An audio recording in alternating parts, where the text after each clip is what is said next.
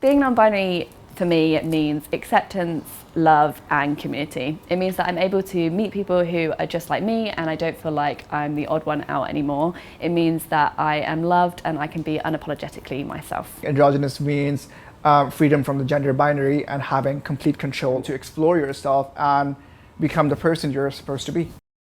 Being gender non-binary really means that I can reject binary notions of gender, which I think are quite harmful. I believe that my culture has a rich tapestry, a history of gender diversity that I think's actually been a bit lost because of colonial impact.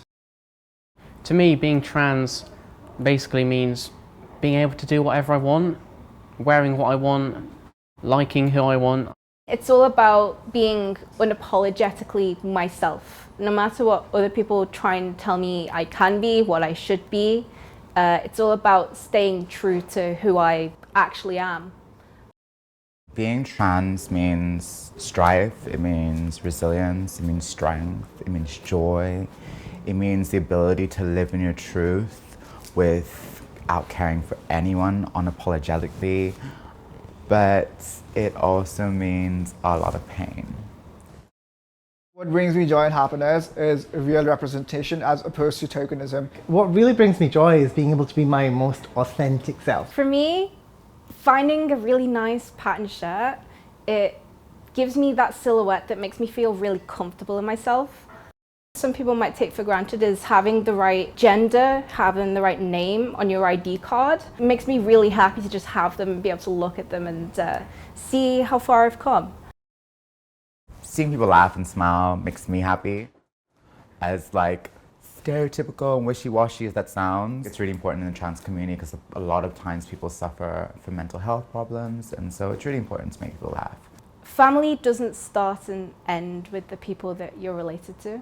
Family can be very, very complicated. People that make you feel the most safe and loved for who you are. And unfortunately, sometimes you don't find that in your blood family. So you have to find that outside of your blood family or within yourself.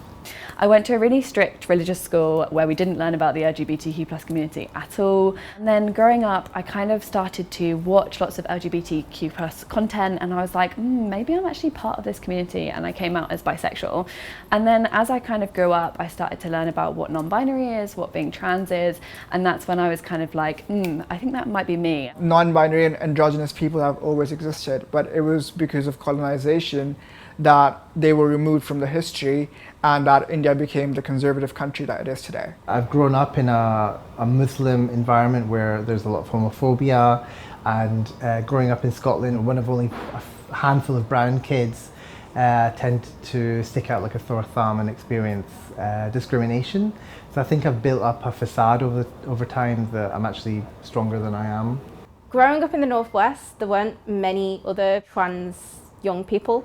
And so places like the Mermaids Youth Forum give you the opportunity to meet people who are going through the same struggles as you, and that's really helpful. It helps you to feel less isolated. I started off identifying as gay, and then bisexual, and then pansexual, and now I think I'm a trans lesbian, so you know that shows how much everything has developed over time. Being a trans child is hard, being a trans youth is hard, but as an adult and as a young adult, it will get better. I would like to tell trans kids that there are people out there that are just like you, and maybe you don't know them at the moment, but we are here, and there are adults as well that are just like you, and there are people who support and love you. Don't be afraid if you think that you have chosen one particular identity but want to change it all up later on. That's okay. Being able to change is cool. It's okay to explore what makes you feel comfortable, what makes you feel happy, and that no matter where that leads you, it's okay to be who you are. I felt kind of locked into the, I guess, cisgender cage for a long time. I felt like I wasn't allowed to wear women's clothes or skirts or like makeup or anything. I just wish I would have figured that out sooner, figured out that I'm allowed to do these things. You don't have to conform like most people do.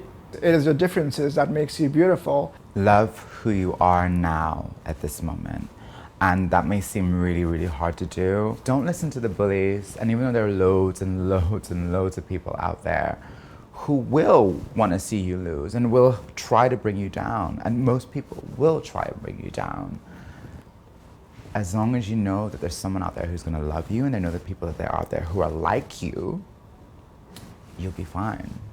So you got this.